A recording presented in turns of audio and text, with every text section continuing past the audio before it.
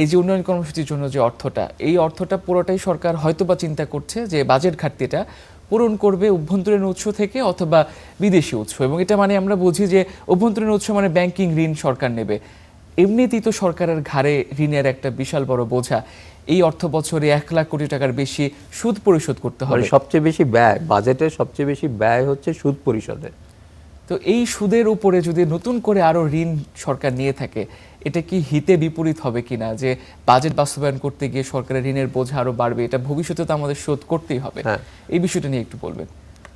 শুধু তাই না, মানে অবশ্যই এটা একটা বিরাট আমাদের টোটাল এই মুহূর্তে ঋণ খুব সম্ভবত 22,00,000 কোটি টাকা, এবং সেটার যে ইন্টারেস্টটা আমাদের পে করতে হচ্ছে সেটা 1,25,00,000 কোটি টাকার মতো, এবং সেটা হচ্ছে কি সবচেয়ে বেশি বড় ব্যয়। মানে আপনার ধরেন এটা যদি আপনার হাউস হোল্ড হয়, পরিবার হয়, সেই পরিবারে আপনি যদি মাসে ইনকাম হয় যদি 1,00,000 টাকা, সেই 1,00,000 টাকা সবচেয়ে বেশি খরচ হয়ে যাচ্ছে কি করতে, আপনি যে ঋণ নিয়েছেন এর আগে সেটা পরিশোধ করতে। তো সেটার ক্ষেত্রে এখন আমি একটা খুব অ্যাম্বিশাস একটা বাজেট দেখিয়ে একটা বিরাট ঘাটতি তৈরি করে এই মরার উপর খাড়ার ঘাড় মতো আরও ঋণ চাপিয়ে দিলাম। তো এটা একটা বড় ঝুঁকি অবশ্যই ভবিষ্যতের জন্য তৈরি হচ্ছে, 1 নম্বর। আর 2 নম্বর হলো এই ঋণটা আমি কার কাছ থেকে নেব। আমাদের সবচেয়ে সমস্যা হলো সরকারের জন্য ডোমেস্টিক লেন্ডার এখন একটাই, সেটা হচ্ছে ব্যাংকিং খাত। এবং সেই ব্যাংকিং খাতের অবস্থাটা কি, ব্যাংকিং খাত তো আওয়ামী লীগ সরকার লুটপাট করে শূন্য করে দিয়েছে, তাই না? তো সেটা ইন্টারিম সরকার এসে জোড়াতালি দিয়ে কোনোভাবে ঠ্যাক দিয়েছে, এখনও 30%-এর উপরে হচ্ছে ঋণ খেলাপি ঋণ রয়ে গেছে। তো এটা একটা খুবই রুগ্ন একটা সেক্টর, এবং সম্প্রতি ইসলামী ব্যাংক যেটা অন্যতম বৃহৎ ব্যাংক, সেটার উপর একটা বিরাট ঝুঁকি তৈরি হয়েছে বিভিন্ন কারণে। তো সব মিলিয়ে এরকম একটা ঝুঁকিপূর্ণ খাত যদি উপর সরকার নির্ভর করে বাজেট ঘাটতি মেটানোর জন্য, তাহলে এটা তো খুব বিপদের কথা।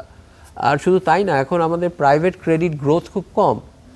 মানে আমাদের ইন্ডাস্ট্রিয়াল ডেভেলপমেন্টের জন্য তো আমাদের ব্যাংকিং খাত থেকে একটা লোনের সরবরাহ দরকার, এবং সেটা ব্যাংক সেগুলো প্রাইভেট সেক্টরকে দিতে ভয় পাচ্ছে খেলাপি ঋণের কারণে। শুধু তাই না, ইকোনমি একটা রিসেশনের মধ্যে দিয়ে যাচ্ছে গত 4-5 বছর ধরে, সেখানে 4%-এর নিচে এবার গ্রোথ হচ্ছে, এবং সেটা প্যান্ডেমিকের পরে এই প্রথম এত কম গ্রোথ হচ্ছে। তো 3-4 বছর ধরে ডাউনওয়ার্ড ট্রেন্ড, সবচেয়ে কম গ্রোথ। এরকম পরিস্থিতিতে তো প্রাইভেট সেক্টরকে ডেভেলপ করার জন্য আরও বেশি লোন থাকতে হবে। এখন সরকার যদি সেখান থেকে একটা বিরাট অংশ নিয়ে যায়, তাহলে বিজনেস ইন্ডাস্ট্রি কিভাবে ডেভেলপ করবে? এটা বিনিয়োগের মধ্যে একটা অনিশ্চয়তা তৈরি হয়ে যাবে, তখন বিনিয়োগকারীরা অর্থ পাবে না বিনিয়োগ করার জন্য। শেষ একটা প্রশ্ন করতে চাই, ছোট করে উত্তর দেবেন। এই যে জিডিপি প্রবৃদ্ধির চিন্তা ভাবনা করছে সরকার, 6.5% মতো জিডিপি প্রবৃদ্ধি হবে, এত অনিশ্চয়তার বাজেট থেকে এই প্রবৃদ্ধি অর্জন করা সম্ভব হবে কিনা? এবং মূল্যস্ফীতি বর্তমানে প্রায় 9.5% মূল্যস্ফীতি রয়েছে, এটাকেও সরকার 2% কমিয়ে 7.5% আনতে চাচ্ছে।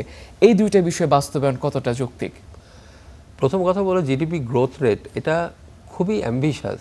যেটা আমি বললাম যে গত 3-4 বছর ধরে যদি আপনি দেখেন, বাংলাদেশের ইকোনমিতে গ্রোথ হচ্ছে গিয়ে 4%-এর এদিকে, এবং এটা ডাউনওয়ার্ড ট্রেন্ড।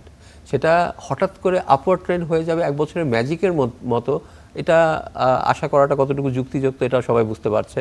এবং শুধু তাই না, যেখানে গ্লোবাল এনভায়রনমেন্ট ভেরি নেগেটিভ, তাই না? একটা ওয়ার হচ্ছে মধ্যপ্রাচ্যে, জ্বালানি মূল্য অনেক বেড়ে যাচ্ছে, এবং সেই যুদ্ধের কোন দিকে যাবে এটা এখন একটা অনিশ্চয়তা। কিন্তু ধরা যাক কালকে আমরা শুনতে পাচ্ছি যে আমেরিকা আর ইরানের মধ্যে একটা ডিল হতে যাচ্ছে। ধরেন আগামীকালকে একটা ডিল হলো, তো ডিল হওয়ার পরে কি আপনি মনে করছেন যে 3 মাস ধরে যে যুদ্ধ চললো সেটার ইম্প্যাক্ট থাকবে না? সেটার ইম্প্যাক্ট তো আরও 1 বছর ধরে থাকবে। তো তাহলে সেই ইম্প্যাক্টের কারণে কিভাবে সম্ভব যে 6.5% গ্রোথ হওয়া? এটা একটা মোটামুটি একটা অসম্ভব বিষয়। এটা একটা আসলে একটা মানে সাধারণ মানুষকে একটা স্বপ্ন বিলাসের মতো দেখানো